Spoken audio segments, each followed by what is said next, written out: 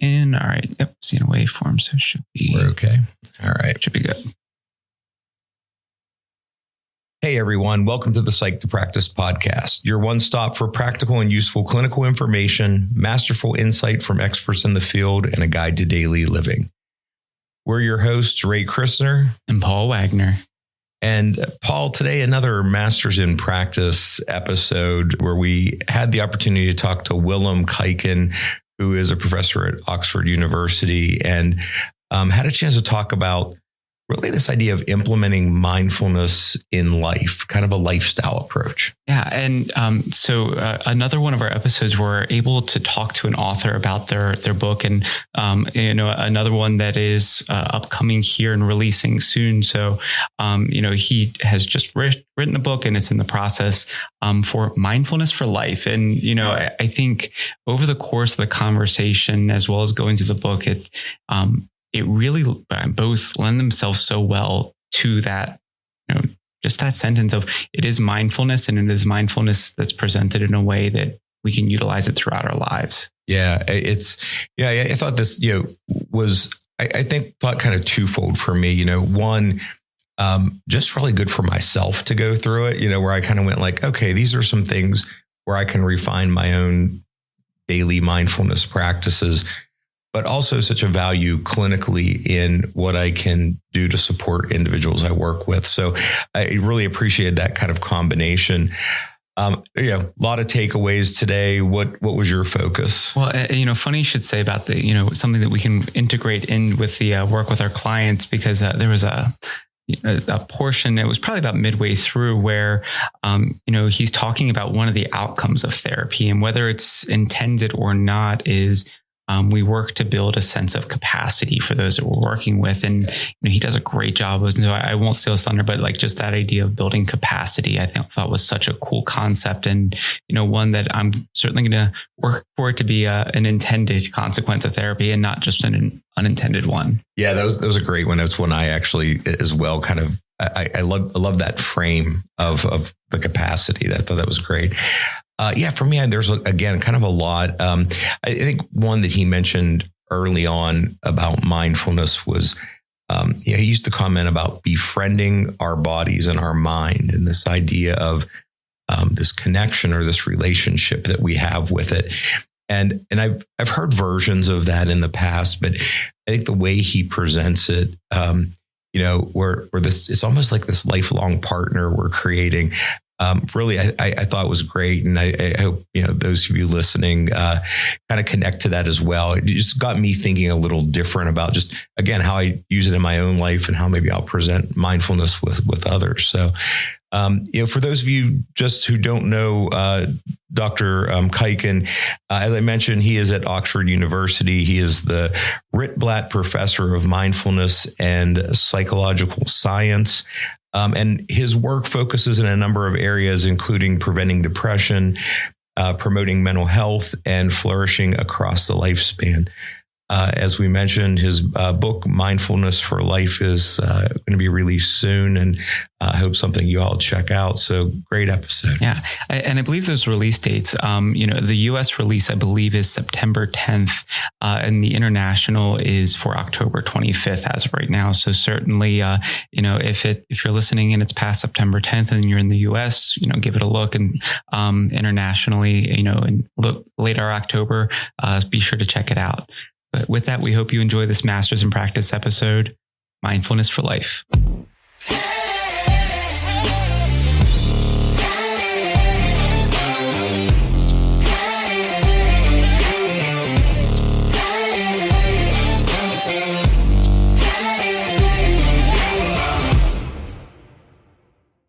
Willem, welcome to the Psyched to Practice podcast. We're so glad to have you join us today.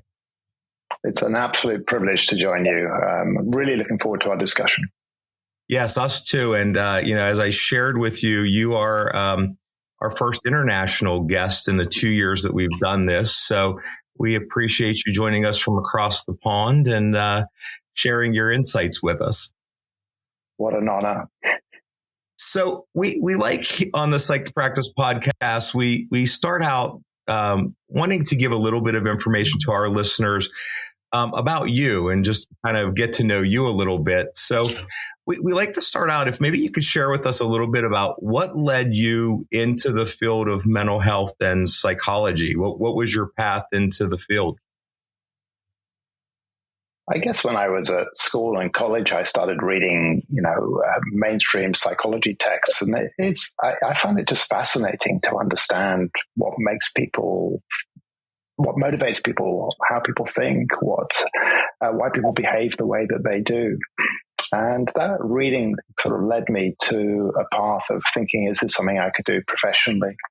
I guess the less kind of grand answer to that question is I guess I'm kind of nosy. I'm kind of nosy about people and about families and groups of people. And so I've never tired of learning about psychology, and particularly thinking about the application of psychology. I have to say, on a more serious note, though, I do think that never has there been more of a need for the application of psychology in mainstream society than now. Yeah, I mean, I think we hear that from so many of our guests, and we're sure seeing it with people that we work with on an everyday basis, that people are just trying to handle just the everyday life, and much of, I think, what we're seeing here, and I think this is probably an international phenomenon, is that it's not necessarily mental health diagnoses that people are dealing with. This is, how do we just adjust to daily life? And I think that was something really, I think, that caught our eye when we're talking about your new book coming out, Mindfulness for Life. I mean, I think the real piece of that is, this is really about, how do we promote well-being for all? Absolutely. And it seems, just with the international focus that you just brought to mind, more and more of the world is living in economic security, with access to education, with access to healthcare. And you'd think that what would follow on the tails of that is improvements in mental health and well-being. And that hasn't necessarily been the case, right? So that feels like it's the sort of a frontier that we're at of, okay, so we can bring people, more of the world's population, into economic security and education. What does it take now to support people to live their life well? Mm. So, as we mentioned your book, what was the inspiration that led you to write this upcoming book? I mean, I guess it was professional and personal. I think mindfulness is very much in the mainstream now, and I think most people have got a view about what it is. And I think there is some recent data to suggest that at least 50% of the population has tried mindfulness. But that actually also means there's lots of misunderstandings about what it is, and misunderstandings about how it can be used and how it can be applied. And I think mindfulness has been a part of my personal life since my early 20s. So it feels like it's very much in the fabric of how I am and how I lead my life. And so it's personally been very helpful to me. And I've been doing research and teaching and training around mindfulness-based applications probably for about 20, 25 years. One of the challenges I think the field faces is, I think people have this idea that mindfulness is something that maybe you learn through an app, through people guiding practices on an app. And that's something that is the metaphor that's often used is of a gym. It's like you have to exercise the mind. And if you exercise the mind, you will have fantastic focus, ability to self-regulate, and so on. And my sense is the problem with that metaphor is, the thing about the gym is most people join a gym and then they go for a couple of times and then they never go back again. And I think that's also true with mindfulness apps. I think the kind of modal statistic for mindfulness apps is, in fact, all mental health apps, is people download them, they try them. And I think it's usually about a week before people give up on mental health or mindfulness apps. So I think what the book is trying to do is to reframe it and say, is this something that we can actually weave into the fabric of people's lives without the need to actually get onto a meditation cushion every morning? Is it something that we can build into our relationships, the way we engage with food, the way we engage with exercise, the kind of way we engage with colleagues at work, and so on. So it's about trying to think about, can this be woven into the fabric of people's lives? Yeah, and I think that as I kind of read through, the version that your publisher, that was one of the things I really appreciated, I think, about the book, and I'm looking forward to kind of diving into it, is that, it wasn't that this is a strategy that you use. It's really written as this is a lifestyle. It's something that we focus on every day, and not, it's just, and I think that approach is so important, because I've had many patients that I work with, or clients that I work with, that they go, "Oh, I've done mindfulness. I've done that. I've tried it. It doesn't work." And I think that the difference is how do we really integrate it and make it part of who we are, and not just some strategy that we implement. So I really appreciated that approach that you took with this book, because I think that gives it a little different voice than what I've seen in other books. So the way I'd respond, Ray, to that kind of comment of "I've tried mindfulness, it didn't work for me," is in two ways. The first is say, what do you mean by mindfulness? I've tried mindfulness. So when I think of mindfulness, I think of awareness. Yeah. I think of bringing an attitude to our lives and our experience of curiosity, of kindness, of interest. And I have a third part to that, which is living aligned with my values. So if you unpack that and say, well, I've tried living aligned with my values, and I've tried focus, and I've tried managing myself, and I don't have time for that. There aren't many people who'd say that, right? Actually, if you break it down into its component parts, all of us want to be able to deploy our attention well, manage ourselves well, have a sense of our values, and live in a way that's aligned with them. The second thing I would say about I've tried it and it's not for me is I am suggesting a reframe of how we think about mindfulness practice as it becoming like our best friend. So if you think, and if your listeners think about your best friend, what qualities do they have? You'd say, well, I enjoy being with them. They have my back. They call me out. We have fun together. They're always with me through thick and thin. And even though they're sometimes a bit hard work, I'm happy to invest in this friendship. I asked, do you have that same relationship with your own mind and body? And we know in the mental health area that is very often not the case, right? People have got an inner landscape that's kind of quite self-critical or quite judgmental, whatever it might be. They go, no, actually, that's not the case. So can we think about mindfulness practice as being like investing in a lifelong friendship? And I think when people frame it that way, I mean, basically, we are with our body and our mind from the moment we're born to the moment we die. What's not to value about befriending our body and mind? I just had a friend who passed away a couple of weeks ago, and a group of us were meditating with her at the end of her life every week. And we had a kind of voice memo exchange just about 2 weeks before she died. And she was reflecting on this question. She was saying, my mindfulness practice has been so important to me throughout my life because it's enabled me to live with presence in my loving relationships with my friends, past and present. And I thought that was such a beautiful thing to say. And she was dying the way she lived. So I think my point is mindfulness practice is about befriending our minds and bodies, because after all, that's what we have alongside us from the moment we're born to the moment we die. Why not develop a friendship that is based on respect, valuing, calling ourselves out, these kinds of qualities, courage. Love that.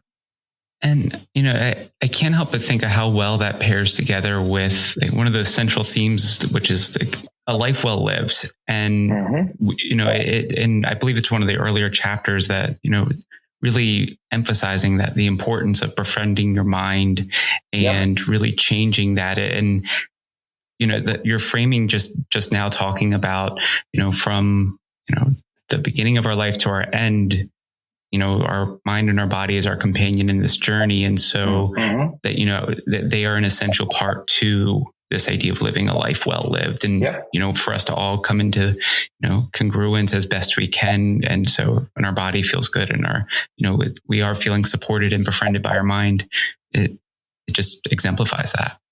Absolutely. I mean, I had a tremendous kind of moment of insight, I guess, if you like. I was doing a hiking trip across from one coast to the other of the United Kingdom, and I stopped for lunch in a cemetery, and there was this headstone with a woman's name, and it just had one phrase on it, which was "a life well lived." And I had another 4 days of hiking after that. And so I spent those 4 days reflecting on that question, right? I mean, it's a question that's a really interesting question. What does that look like? What does that mean? And it helps you kind of become, as you said, Paul, more congruent with your values and the kind of things you want to spend your time on, or want to cultivate, and want to invest in. And I know this can sound like a privilege to people who are struggling to make ends meet and financially and so on. But this can be in the small moments of our lives, right? It can be in how we connect with the people around us, our children, our partner, our parents. So it doesn't have to be some grand thing. It can be often very small things, the small moments of the day, which are actually so important. And I find, when working with clients, like, that is one of the, I think, the hardest parts to put into practice. Like, I think, we can talk about it. And the example I like to use often is, when we're going on vacation or, taking some time away and we're really looking forward to it, we start to implement those ideas, hopefully. And so that way we can get the best experience we can from that time.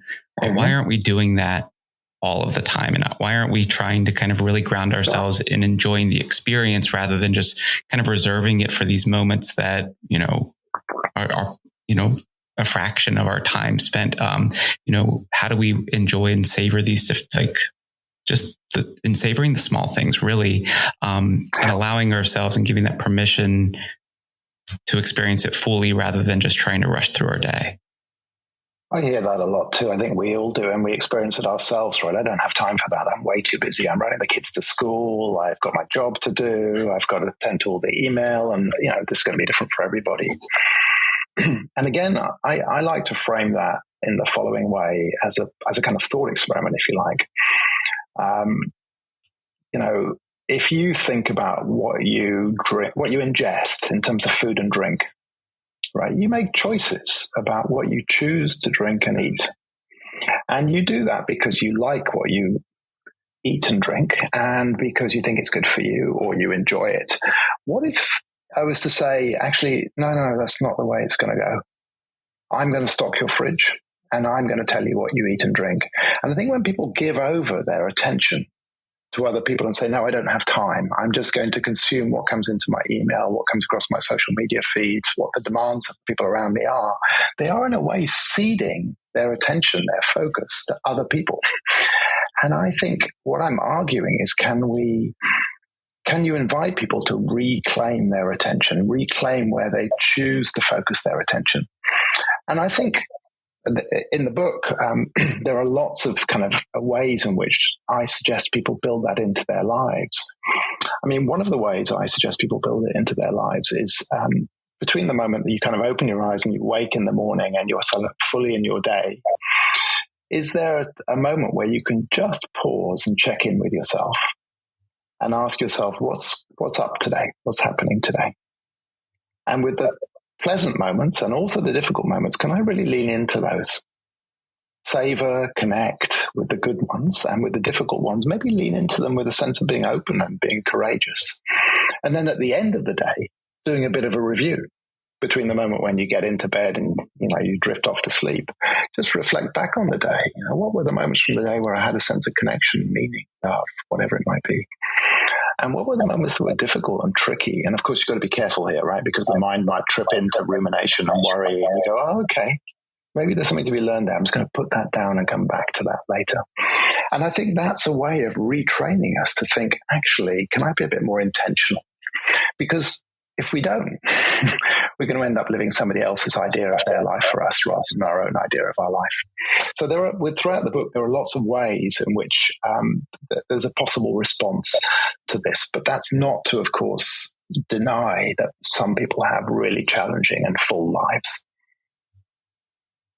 In that early chapter, that wake up chapter, one of the questions that you kind of pose in the one section that just caught my mind, and I thought it was really good, and maybe you could share a little bit about this, is You have the question in there, can we bring an attitude of curiosity to laundry as well as ecstasy?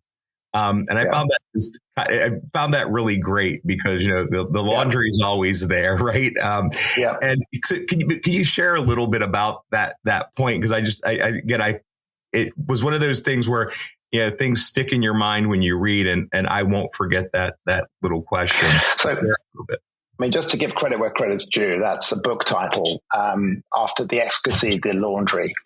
Yeah. And I think it's for us as psychological therapists, right? And for anybody with an interest in mental health and well-being, we have this idea of, I'm looking for a sense of well-being, and I'm looking for a sense of happiness and connection, whatever it might be. But we all still have to do the have-to-dos of life, which is the laundry, which is the washing up, which is the commute. And actually, what I'm arguing is, can these attitudes of mind, befriending our bodies and minds, can we do that in a way that we can potentially dial up curiosity, but actually dial up everything else, friendliness, compassion, sense of appreciation, to all of the moments of our. And when we do that, what do we discover? And actually, there can be sort of tremendously interesting discoveries and things we didn't think were interesting, right? Now, I commute into London sometimes on the Underground. And actually, the people on the Underground are just fascinating. I just sit there quietly, and just the whole of the world is moving in front of you. And it's endlessly fascinating to see, mother-child dyads, people going, what are they doing? What are they reading? Moments which we might write off as dead time can actually be really interesting times. I used to drive my daughter to soccer practice a lot, and she used to put on these playlists, and the two of us developed a love of music together just from listening to music together in the car. So I think these moments that we think are the laundry may actually be something quite interesting. And the moments are there anyway, so why not tap into them and enjoy them? Because if not, we're just kind of shuffling through the day, and it's, it's a blank spot in our awareness. Yep. I was talking to somebody yesterday, and she was describing being in a supermarket, coming up to the supermarket checkout person who looked like she was super grumpy. And she said to herself, she's probably having a really bad day. I'll make an effort to try and talk to her and see if I can't improve her day. And so she did. And I guess this woman was at the end of her shift. And as she was walking away, she looked back, and the woman greeted the next customer with a smile. And she walked away thinking, not only have I not bought into her grumpiness, we've had an interaction which I'm walking away from with a smile, she's walking away, and she's smiling at the next person. So you're right, Paul. You kind of lean into these moments which you think are nothing moments, but they're not nothing moments, right? They can be quite interesting moments. And I think I want to circle back around, because this idea of really experiencing life, I do think lends itself to that comment of a life well lived. And I'm curious, kind of both for yourself personally, as well as when you're working with others and working to promoting these concepts. Like, how do you define a life well lived? Like, what do you think constitutes that at the end of our life, we can say that we've had a life well lived? I think that's a great question. It's a great question. And I think it's a deeply, deeply, deeply personal question. Yeah. I think it's a question that everybody has to answer for themselves. I can answer it as I answer it for myself. I think it's difficult. It's a difficult one for people to answer. So we have to support them to answer it in ways that are accessible for them. I think reviewing our day at the end of a day is a very manageable way for people to do it. I think transition points are really interesting, right? As you go into a relationship, that's a chance to ask, what is a life well lived? This person that I'm entering into a relationship with, whether that's a friendship or a partnership, that's a mirror, right? That tells you something about yourself and what you value, what's important to you.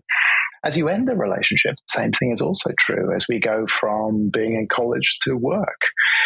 I think transition points, historically, anthropologists will tell us that transition points are really important in the human story, but we've forgotten about transition points. And actually stopping at transition points and asking, the question you've just posed, Paul. As I retire, what does it mean? It probably doesn't mean just walking to the corner shop every day, picking up a copy of the paper and watching TV all day.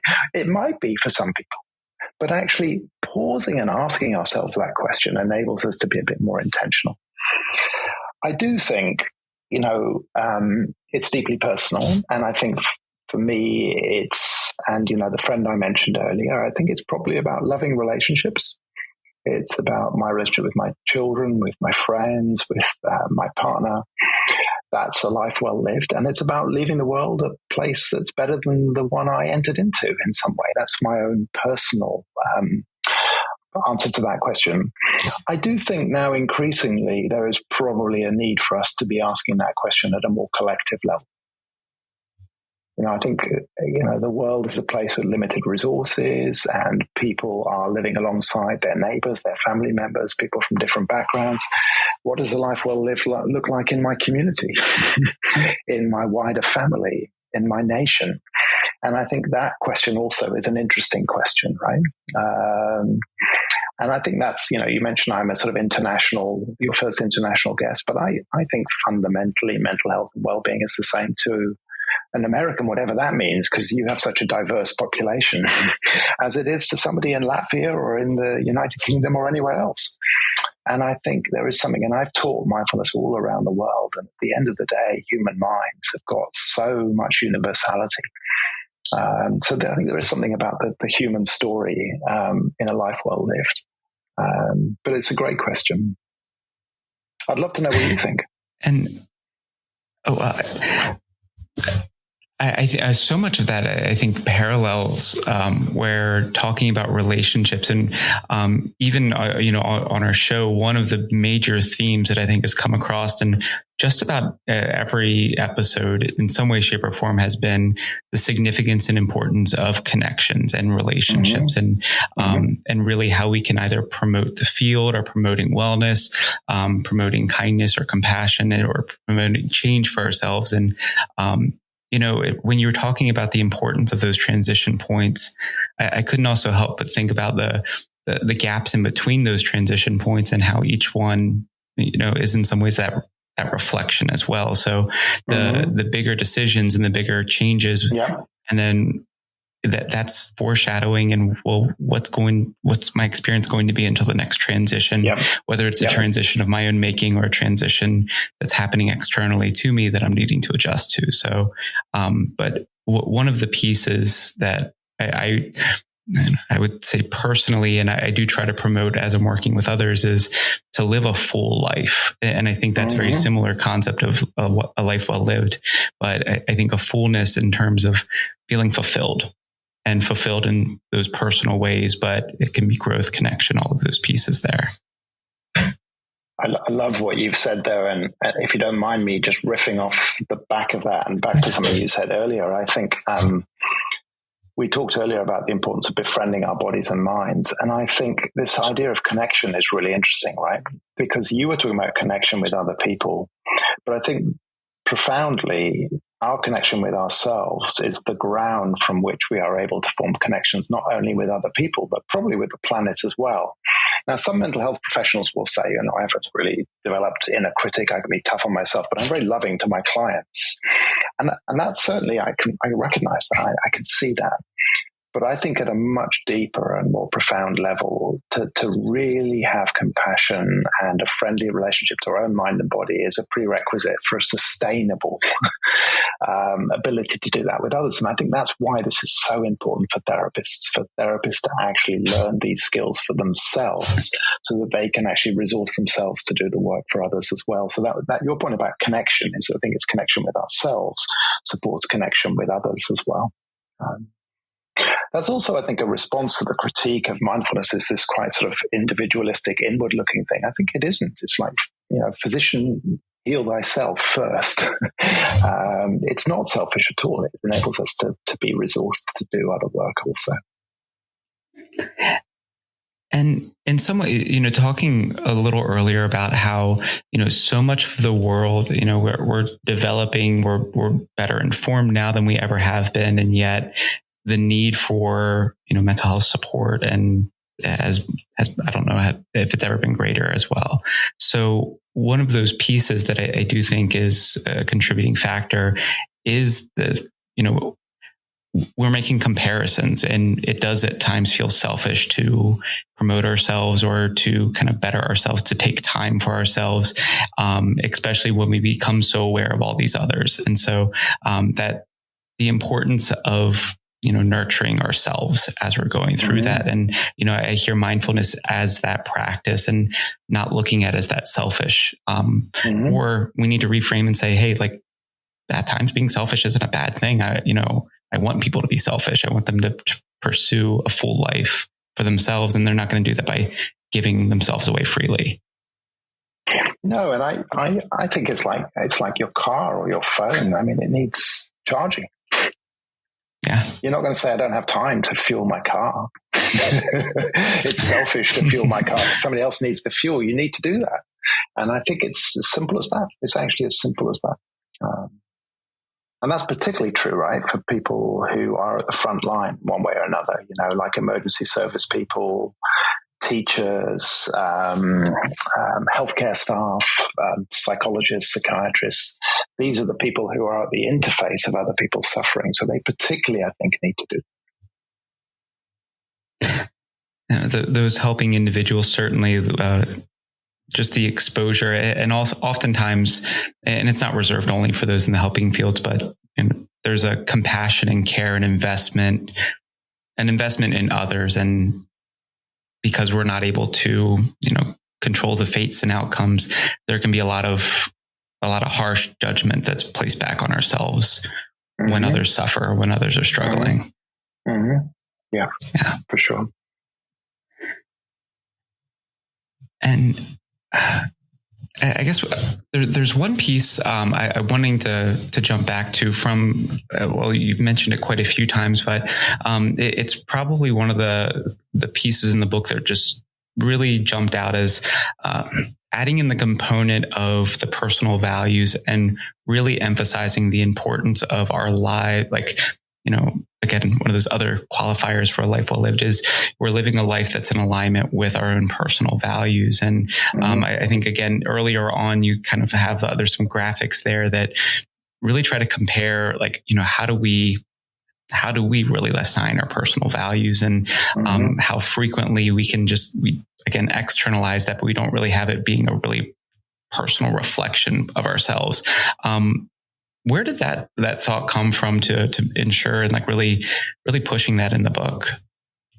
I guess one of the things that's happening with mindfulness practice, one of the things you're trying to encourage is creating a little bit of space between all of the incoming data and then what we're doing in the world, right? Between stimulus and response, there's a space. It's a kind of classic quote that's sort of misattributed to Viktor Frankl, but between stimulus and response, there's a space. And what I've added to that is, and in that space, we have choices and we have freedom and we have the capacity for some alternate kind of pathways. What do you put into that space? I mean, it's not just a vacuum, right? If that space is a place where there's a compass that's coming out of our values, that compass is always going to steer us to the right thing to do. The example that comes to mind for me is, for a couple of years, I was a single parent to a 15-year-old daughter. And that was quite challenging at times. Now, I remember one morning, she came downstairs and she made herself breakfast, and the kitchen looked like a bomb had hit it. The towel from her shower was left on the floor. And as she walked out the door, she said something not very nice to me. And I was my reactivity was to shout at her, pick up the towel, clean up the thing, I'm not your slave, all this kind of thing.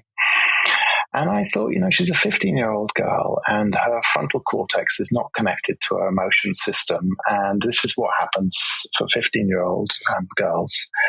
And I said to her, so in that moment, I thought, don't say that. She's just going out into her day. Just say something else. We're going to see her later. There's a chance to talk about this later. So I said something like, have a good day. I love you, something like that. And later, when I was driving at a soccer practice, a whole bunch of really difficult things had happened at school.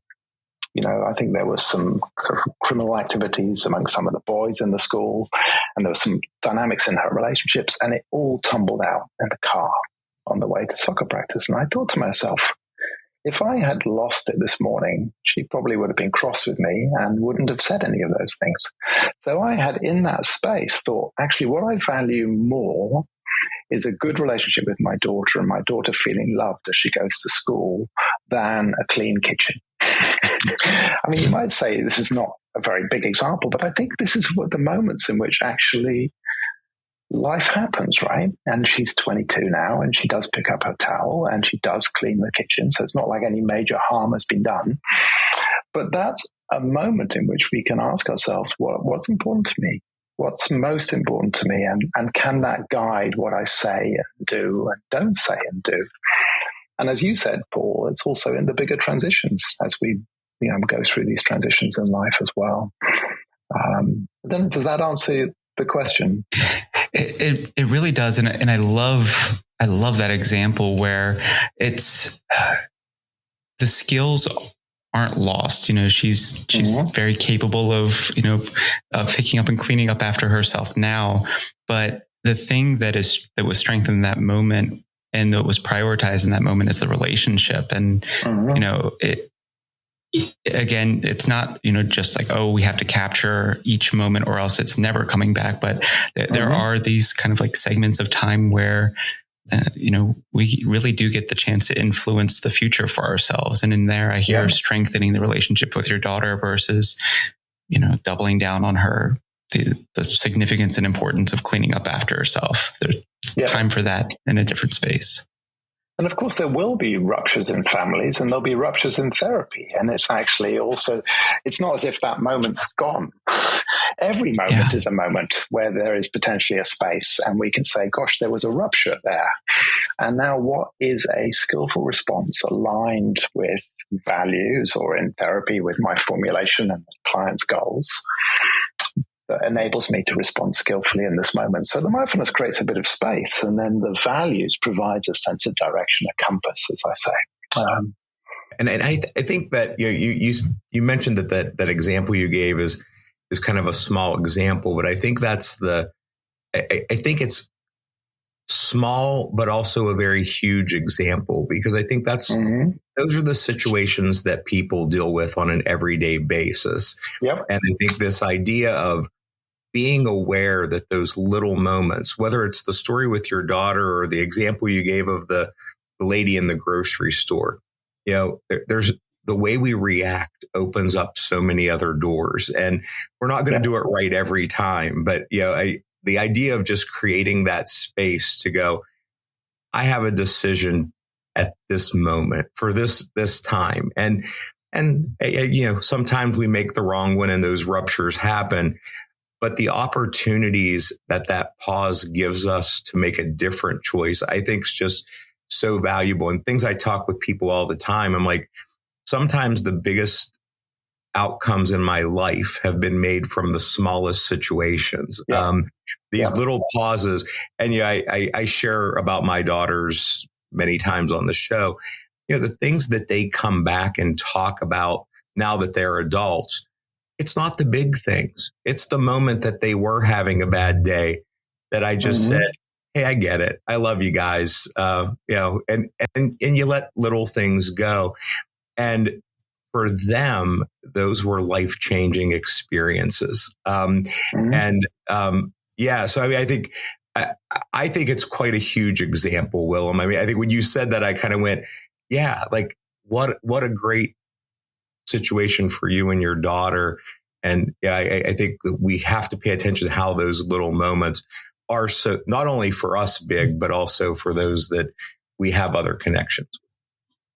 I think I just think about the audience of professional therapists that listens to the podcast. I think, we often, when people come into therapy, they're coming in something of a crisis or a difficult point in their life. And I think of therapy as being, and this work of Mindfulness for Life as being sort of a much longer term project.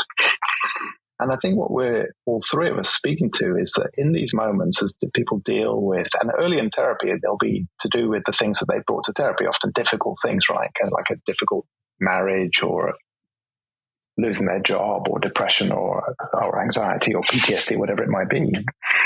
But what you're doing in the longer term, I think, which is incredibly important, is you're building people's sense of their own capacity and their sense of, the word is often overused, resilience, but that sense that actually, you know what, I could cope with all sorts of stuff because life is going to throw stuff at us, right?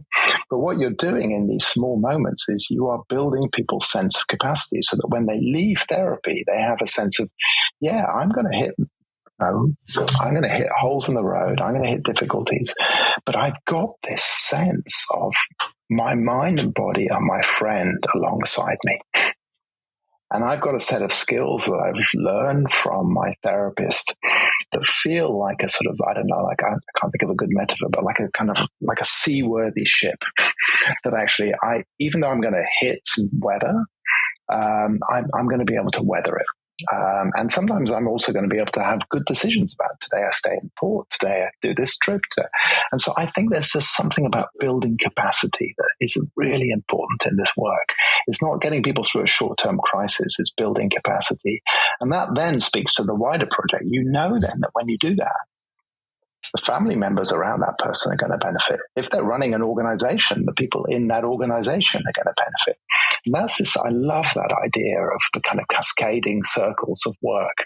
If you take that bigger and longer view of a life well lived, that applies also not just to the individual, but all the people around them. That's great. I love that term, thinking about the capacity. I think that's a great way to frame it. Mm-hmm. And the nice thing about capacity is, it gives us such space to be able to really, pulling on it when it's needed, but also pulling on it when things are a bit more still. And, using that metaphor of the ship, we're able to weather those storms, but we're also able, when the sea is calm, to cross great strides and create great change for ourselves. And, we were talking about just cultivating relationships. And I can't help but think about how many times, in sessions, I'm talking with individuals who have strife with family or strife with coworkers, or there's just this disconnect that is going unresolved. And, we talk about it and there's just not time, I don't have time to figure that out, or it's on them. And so it's their problem. And certainly there's a piece of ownership that other individuals are needing to take, but inviting them in through that compass of their values and saying, is this the relationship that you'd like to have, or are you wanting to create change? And if we are in a still time, like if there is some disconnect going on, can we traverse and travel and extend an invitation for them to connect with us and really work, opening the door towards a resolution rather than just letting things stagnate? I think I love that example, Paul. And I think later in the book, and I think what I'm doing in the book is I'm trying to build a whole set of skills that get to this point. So this isn't easy to do. But I think what can happen in therapy, and the way you just described it, is people's narratives can spin out, right? And they can spin out in a way that can feel like they're on rails. And that's a really a place of a lot of suffering. You can feel the suffering in the room, right? And you can feel the stuckness of it. And so one of the exercises later in the book that I introduce is this idea of helping people first to check in with their body and mind and sort of anchor and steady themselves. And maybe if it's helpful, maybe just to cultivate a sense of a bit of friendliness, a bit of patience, a bit of equanimity and balance.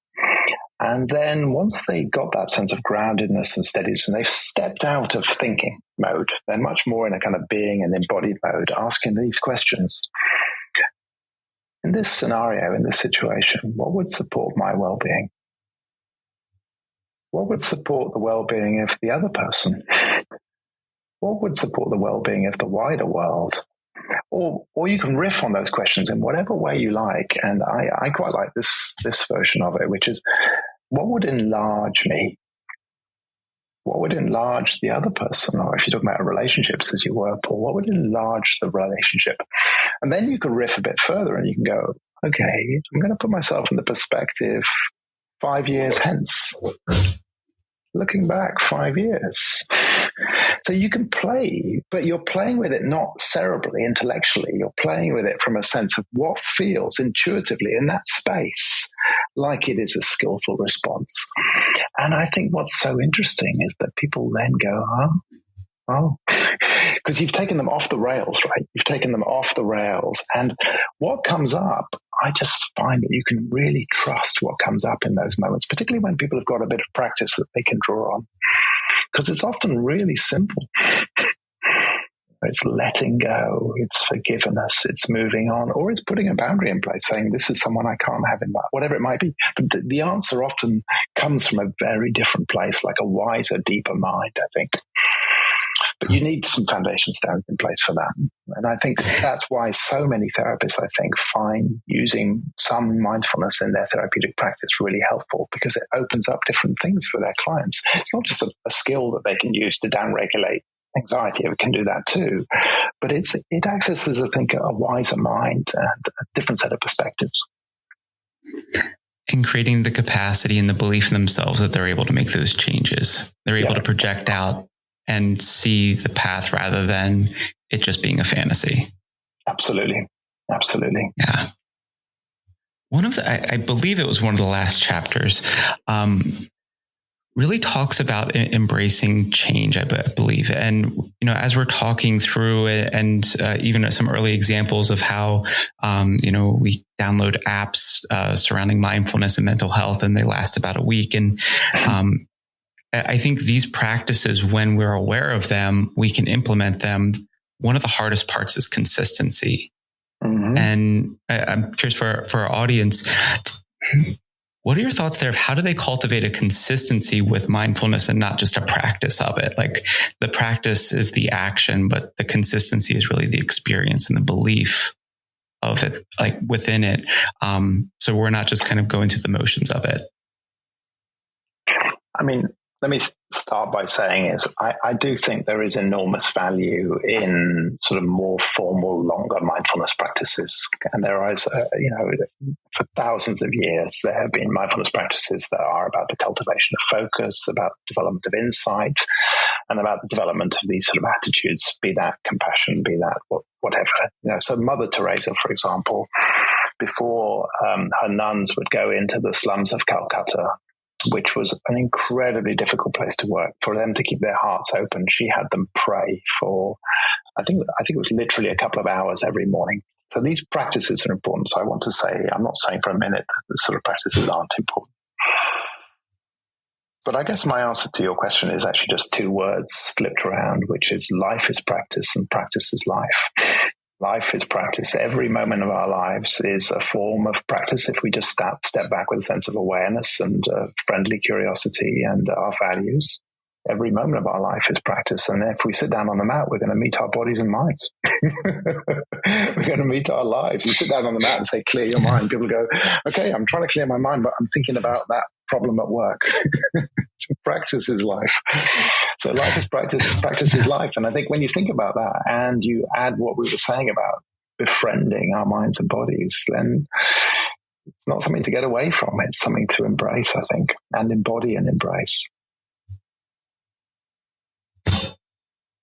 And in so many ways, I hear you've used the term quite a few times, but that cultivating the curiosity, mm-hmm. I think really creates a hunger for it. Mm-hmm. And, in the same way, we're not going to, choose to necessarily willfully, not go and put gas in our car. Like if we can create a hunger for this curiosity, for this, awareness,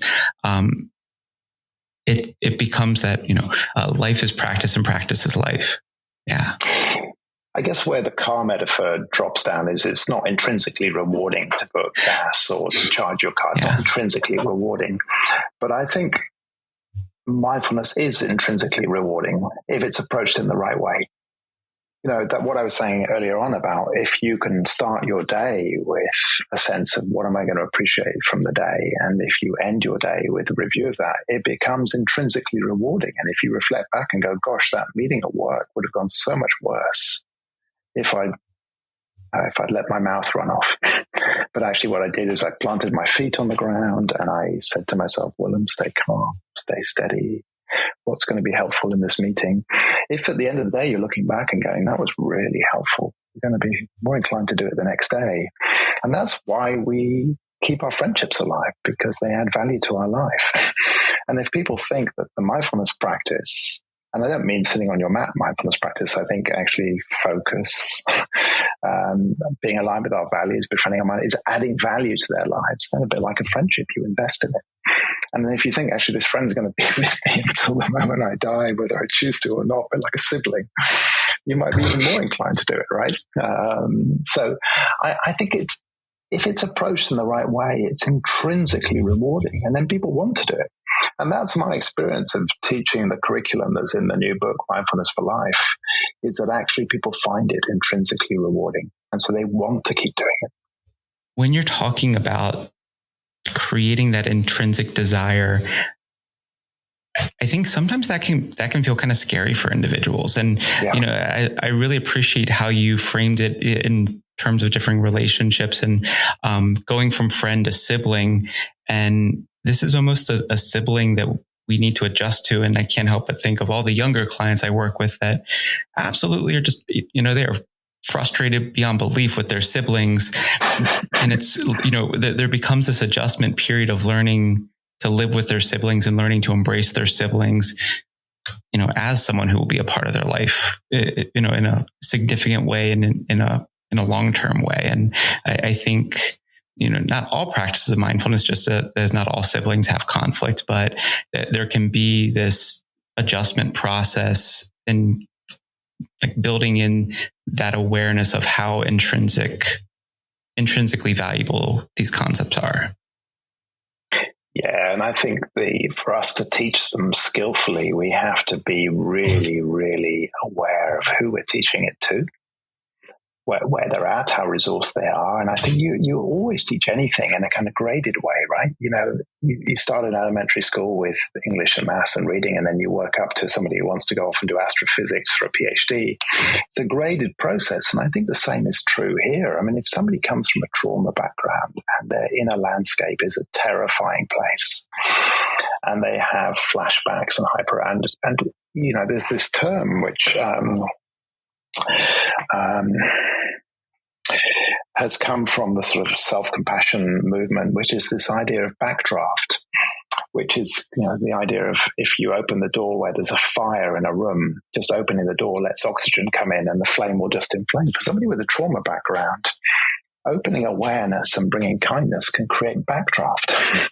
And so I think it's really important to introduce these ideas in a really skillful way, mindful of who we're teaching them to, how resourced they are, and then bite-sizing it and making it appropriate to that person.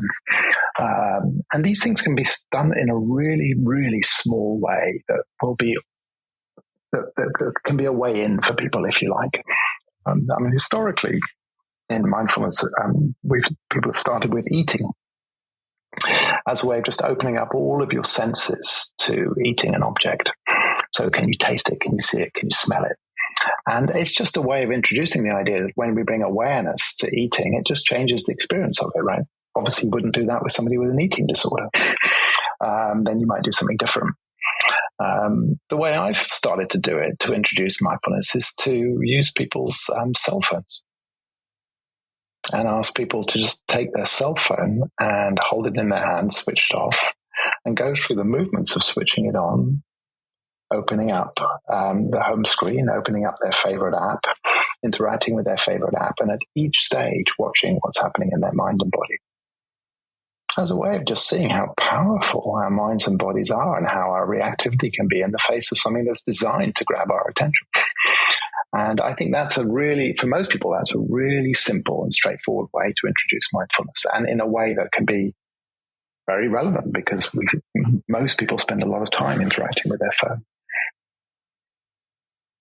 When I was reading through the book, one of the things I really did appreciate was the sequence at which you wrote the chapters, and like that each chapter is really this kind of element of mindfulness.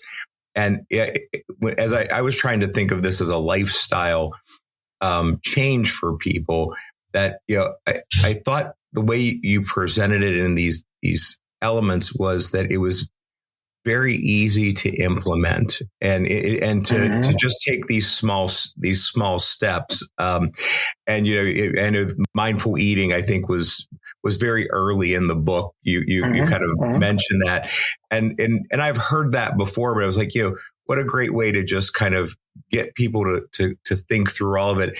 And then as I read the rest of the book, that really kind of expands without even mentioning mindful eating again, but those basic concepts, how they kind of unfold. So as people that are reading the book or maybe using this book with people in therapy, you used the word, I think earlier, you may have said like a curriculum or a protocol. Do you see that this book is written as a way that they can treat it in that way, that it's something to take, maybe a chapter at a time, get comfortable, use those skills? Is that how you envisioned when you wrote the book?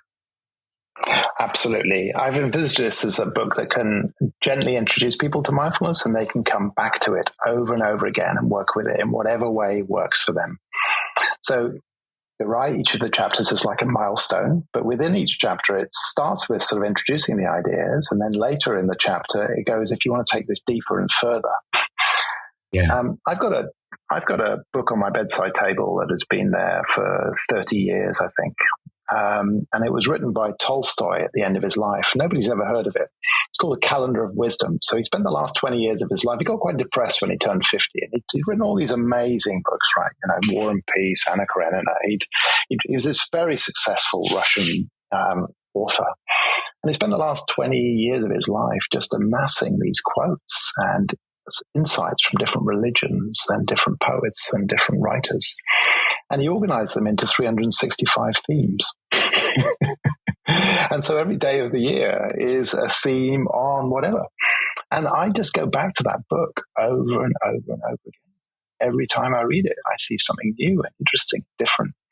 And I think mindfulness for life is the same. We can visit and revisit these ideas over and over. And at every stage of our life, we're going to see something slightly different. We're going to need something slightly different. So I see the book in that way. It's not a curriculum that you have to work through in a particular way. It's a curriculum for life. And you just use it in whatever way is useful. And I think for therapists who are recommending it to their clients, it's also got lots of practices that people can use, but use in different ways. Because I think, as most people know, mindfulness is a sort of confluence of psychological science, but also draws on Buddhist psychology. And the Buddha was really clear that actually, not as a religion, but that every mind is different and every mind state is different and it needs different things. There are practices for focus. There are practices for an angry mind. Or there are practices for a very tired mind. So I think the idea is that there are lots of different resources that people can use in different ways at different times of their life. Yeah, and I'm glad you mentioned about, and I wasn't thinking it at the moment. And then you mentioned, I really love the fact that in the chapters, it presents it in a very simplistic way. But as the chapter goes on, there is a depth to each of the concepts that people can walk through. And I mean, I think even how you title some of the end parts of subsections of the chapters, where it's, talking about how to use it throughout life and how to take things to a deeper level. And, as somebody who's done mindfulness, throughout my career, even as I went through it, being somewhat experienced in it, going to those deeper levels, I thought was a very practical way to do it, and let me go to a deeper level. So, I mean, I know, this is written, maybe for people who don't have a lot of experience, but I think also for people who are experienced, I do love the introduction of how to take these to a much deeper level, all of these different strategies. And so I'm glad you mentioned that for listeners, because I think those who, might be like, well, hey, I do mindfulness. I think the idea that you have ways to take it further for people, it was a great addition to the book, in my opinion. Thank you. I really appreciate you saying that, Ray. And what it made me think of is when I was writing the book, I had on the wall behind the computer screen pictures of all the people I was writing it for. And I made sure that those pictures was a really diverse group of people who were young, like my daughter's age, young 20s, and who were skeptical about mindfulness, but also people who were very experienced in mindfulness practice. So I was very definitely writing it for those different audiences. And just because the language, I got some amazing advice. Somebody said, write it as if you're having a cup of coffee with somebody.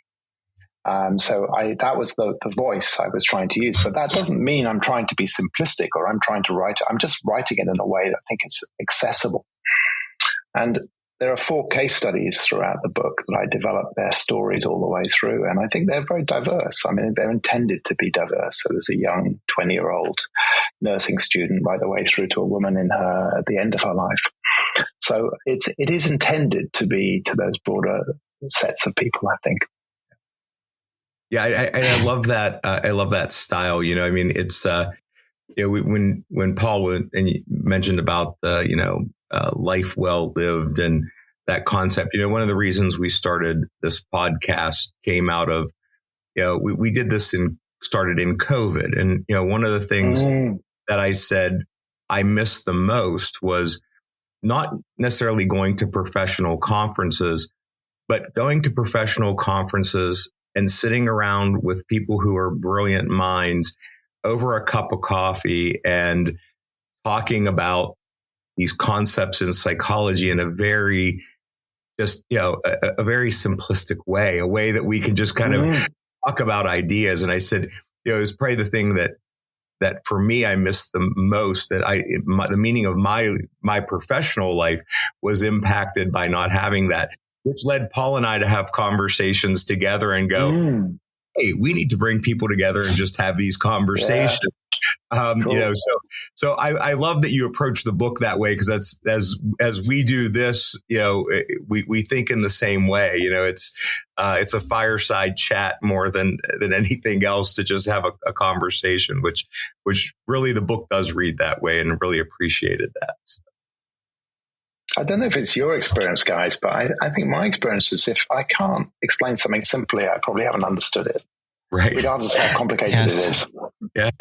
Yeah, absolutely. And those who may also have expertise can benefit from that simplicity, as well as the person who doesn't. So it's, I agree. So, well, Willem, this has been a great conversation, and we really, appreciate you kind of taking a dive into mindfulness for life with us. And I wish we had some more time to just go into it. I feel like we could talk probably for hours on this topic. But as we're kind of wrapping up, we like to kind of wrap up our episodes with what we consider takeaways. And we ask all of our guests, three questions. We ask everybody the same 3 questions. And the first that we often like to hear is, we're the Psyched to Practice podcast. So we're always interested in what keeps you psyched to practice, what keeps you doing the things that you're doing. Some people would say in the latter part of my career, but I genuinely feel like professionally, for me, the best is yet to come, because I feel like everything I've amassed in terms of my work experience and knowledge has taught me how much I don't know, how much I love learning, how much I love teaching, how much I love seeing other people thriving and learning. And it's just enormously rewarding to see clients, junior colleagues, departments thriving. And I think that just keeps me going. And I think that's, so that would be my answer. Wonderful. And the second question is, if you can recommend one piece of content, it can be a book, a movie, television show, really anything that you can think of for those in the profession that you think is something they should look into, what would that piece of content be?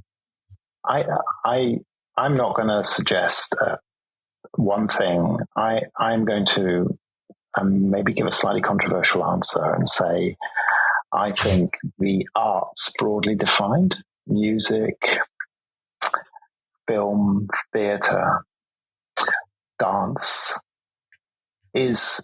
can be so incredibly enriching, and for people to engage with whatever area of that makes them feel alive, whether that's a particular genre of music or it's dance or sport. And when it does make them feel alive, to really lean into that, because that's what it's all about.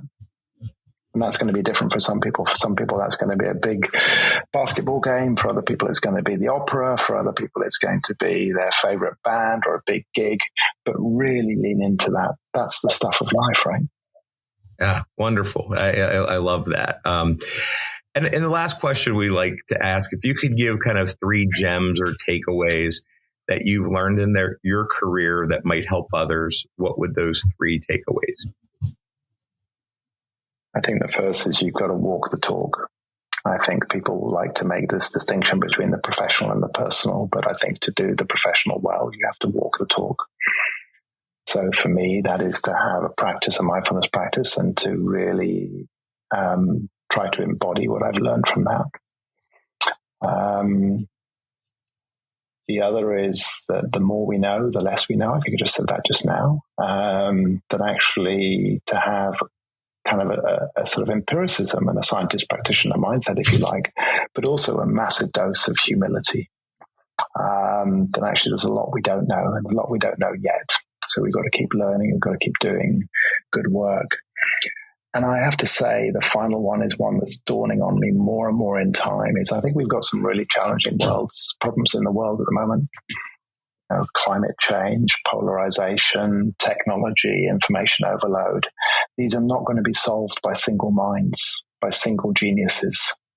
They're going to be solved by groups of people coming together with different skill sets and respect for each other. And so the major problems of our time are going to be solved by collaborative groups of people working together. I think we just saw that with the pandemic. Here in Oxford, we had a pharmaceutical company and a vaccines group coming together with government. And that led to them being able to produce the first vaccine in the world through a really generous kind of collaboration. I'll just add one other thing to that, which is I think it was the chief executive of the pharmaceutical company was sitting in the lockdown with his kids at the dinner table saying, we're working on this vaccine. And the kids said to him, Dad, when this vaccine comes out, you've got to make sure it's released at cost. He said, I can't do that. I'm a part of a profit-making response to my shareholders. But that's what he did. A lot of people thought he was insane. There's AstraZeneca. And actually, in the long term, I think it's worked out just fine. So I think that's something that big problems require collaborations and different thinking in those groups of people.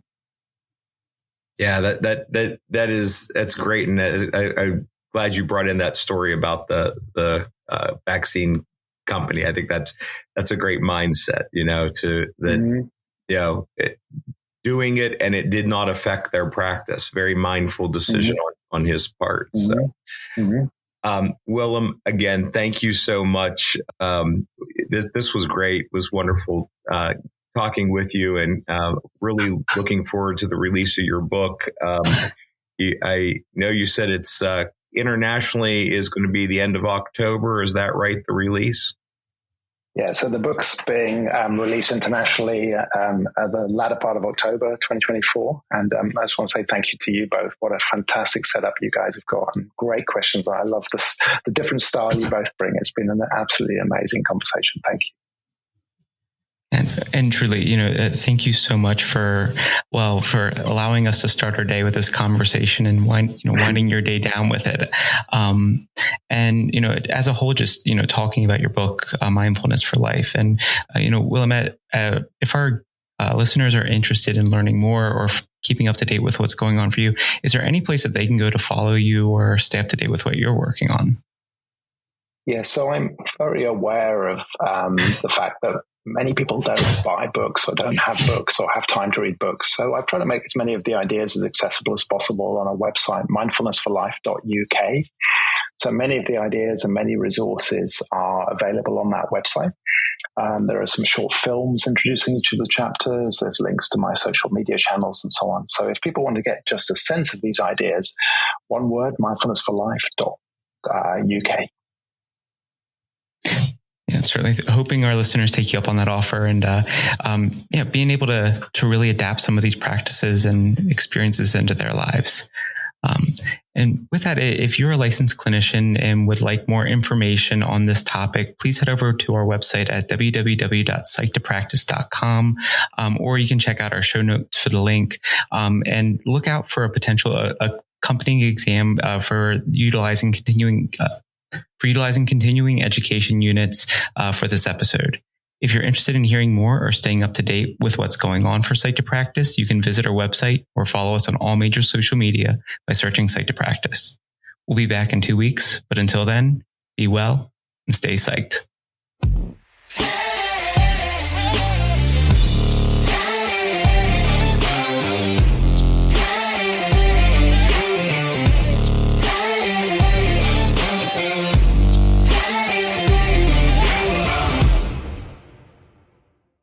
The information contained in this podcast and on the Psyched to Practice website is intended for informational and educational purposes only.